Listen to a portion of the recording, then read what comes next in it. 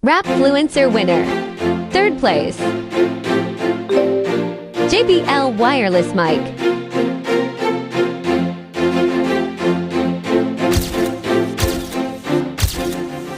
Korang pernah dengar tak nasi lemak tapi dalam roti canai? Unik kan? And menu ni ada sempurna merdeka. And sampai bulan 9 je. Dekat mana? Dekat roti. So jom kita pergi try. Yang cawangan aku pergi ni dekat Elmina tau. By the way dia ada 6 cawangan. So jom kita try ni. Saya nak nasi lemak yang ayam punya, boleh? Okay, bagi yang tu satu. Jom kita try. Besar tau. So kita tengok kat dalam dia macam mana. Serius besar. Mana hebat.